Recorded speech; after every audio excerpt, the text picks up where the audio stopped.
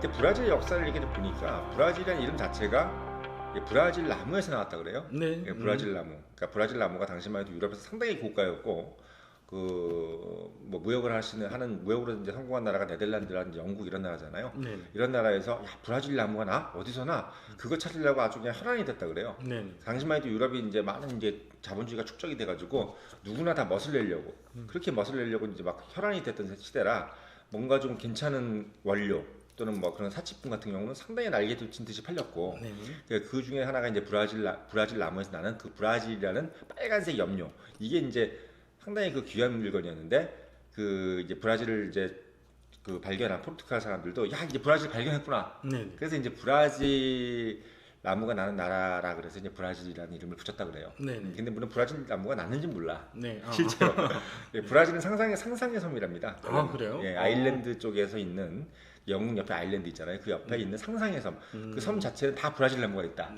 그런 나무가 있을 거야라고 믿은 거죠. 예. 이런 식으로 이제 돼가지고 브라질이다. 완전 해태인데요. 우리.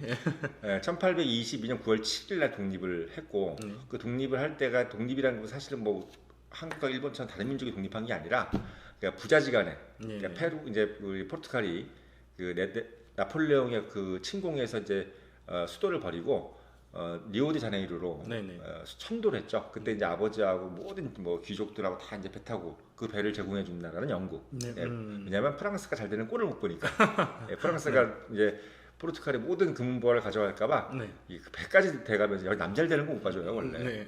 남잘 되는 거 못 봐줍니다. 그래서 영국 사람들이 그냥 배를 자기네 돈 한 푼도 안 받고 그냥 그걸 가지고 다 옮겨주고 왜 세력 균형 때문에. 그래서 그래야지 프랑스가 강해지지 않으니까. 그래서 어쨌든 영국 배를 타고 리오데자네이루까지 와서 거기 천도를 한 거죠. 그래서 이제 잠시 잠깐 리오데자네이루가 포르투갈 수도가 된 적이 있어요. 아마 이런 사실은 잘 모르실 거예요. 일반인들은. 그래서 그랬다가 이제 그 나폴레옹이 이제 실각을 하고 다시 이제 넘어갈 때 이제 포르투갈 왕이 야 아들은 네가 여기서 해. 난 갈 테니까. 다시 들어갈게. 근데 대신 이걸로 그냥 끝이야. 이제 너한테 이제 왕이 넘겨주고 이런 거 없으니까 네가 여기서 잘 해봐. 근데 남겨져 있는 왕자는 좀 기분이 좀 약간 묘했을 거예요. 그러니까요. 이게 뭐 좋은 땅은 넓은데 이게 뭐 다시 처음부터 다시 시작해야 되는 거잖아요. 그렇죠. 근데 이제 포르투갈 가면 다 정비돼 있고 아버지 이름 좋은 거 가지고 자기는 뭐 그렇죠. 이런 느낌 들었을 것 같은데 상당히 좀 서운한 느낌도 좀 들었지 않겠는가. 네네. 아무튼 그때 아버지를 놓고 가고 남아 있는 그 왕자가 이제 브라질이라는 나라를 이제 독립을 시킨 거죠. 1822년 9월 7일 이제 그래서 약간 좀 서러운 9월 7일이었을 것 같아요. 그때 하늘을 바라보니까 이제 요 별이 있었다. 요 별이 23개가 딱 보였다는 거죠. 그래서 그런 식으로 이제 브라질이라는 나라가 좀 탄생이 됐고 사실 뭐 그렇습니다. 브라질이라는 나라가 뭐 그 옛날에 뭐 저기 포르투갈의 수도였다 이런 정도는 누구나 다 알고 있잖아요. 예, 알고 있는데 저는 사실 그 브라질이라는 나라를 보면서 아까도 말씀드렸지만 이 정도까지 되게 좀 힘드나라고 할 정도로 그 영화를 본 게 이제 아까도 얘기했지만 그 분노의 질주에 나오는 그 언리미티드 그거 보면 정말 야 포르투갈 그 식민지였 물론 포르투갈이 외에 다른 스페인 식민지였지만 그 스페인도 참 못했지만 포르투갈도 이 정도였나라고 할 정도로 뭐 빈민이 너무 많아요. 아 그래요? 예, 브라질 그 영화에서 보니까 뭐 다들 뭐 그냥 못 살고 뭐 그렇게 돼 있더라고요. 그래서 참 그런 거 보면은 모르겠습니다. 그 남미란 나라가 저렇게 자원도 많고 나무도 많고 여러 가지 막 아까 얘기했지만 브라질 나무니 뭐 이런 것들도 많은데 뭔가 참 빈부의 격차는 참 어마어마하구나. 예, 그런 생각이 좀 들더라고요. 예.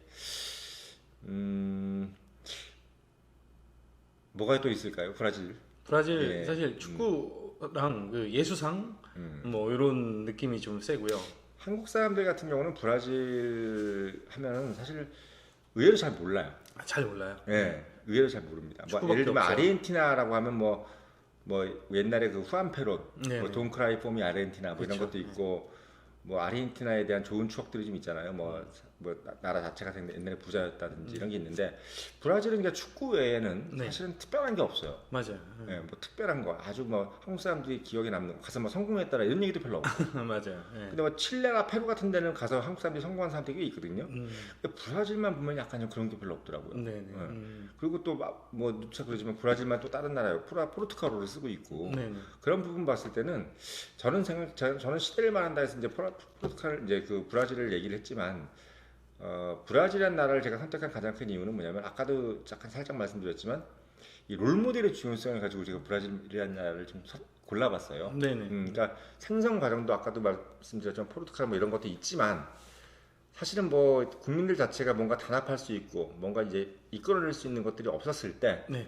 그 누구죠? 아까 말씀드렸던 그 축구 황제 펠레. 예, 그 펠레라는 사람이 어떻게 국민들에 줬던 어떤 이 롤모델이라는 어떤 그 개념. 그러니까 사실 저는 이런 생각이 듭니다. 어떤 사람도 자기에 대한 자부심의 질량은 똑같다고 봐요. 네. 그러니까 비천한 사람이든 높은 사람이든 내가 정말 잘나야 되겠다, 내가 잘해야 되겠다는 자부심은 똑같은데 그 자부심이라는 것이 이제 내가 발휘할 수 있는 이제 방향이 틀린 거죠. 네네네. 방향이 틀린 거예요. 근데 브라질이라는 나라가 다른 나라도 물론 다 축구를 좋아하지만 브라질이라는 나라만큼 열악한 상황에서 뭔가 내가 진짜 뭘 좀 보여주고 싶은데 우리나라가 정말 잘났는데 뭘 했을 때 뭔가 좀 소구점이 될 만한 것이 없었으면 네. 브라질은 아마 정말 지금까지 이렇게 뭐 그냥 그저 그런 나라 네네. 이렇게 돼 있었을 것 같아요. 근데 그 펠레라는 사람이 정말 거의 시적인 어떤 그 축구의 그 묘기를 보여주잖아요. 네네. 그것이 어떻게 보면 브라질 국민들에게 야 우린 축구로 하자. 네네. 전 세계 1등은 우리 축구로 한다. 다른 건 뭐 모르겠다. 경제도 뭐 그렇고 다 모르겠는데 뭐 다 땅덩어리 큰 것이 자랑이냐 이렇게 할 수 있는데 축구 하나를 어떻게 보면 1등을 해보겠다 그 자부심. 저는 그것이 모르겠습니다. 저는 뭐 다른 어떤 뭐 역사나 이런 것들 떠나서 브라질이 우리에게 주는 좀 가장 큰 어떤 아이콘이 아니겠는가. 네. 그러니까 사람이라는 것은 어떤 상황에서도 그 장점을 찾을 수가 있어요. 네. 그리고 그 장점이라는 것은 결국은 뭐냐면 나만의 어떤 자부심으로 이제 귀결이 되는데 그 자부심의 어떤 그 결정체를 만들어 주는 것. 원천 같은 거. 그렇죠. 네. 근데 그걸 찾아내는 어떤 그 노력은 있어야 될 것 같아요. 네. 개별 개개인의 어떤 청년들도 마찬가지지만 그걸 내가 정말 뭔가를 자부심 있게 난 이거다. 난 뭐 이거야.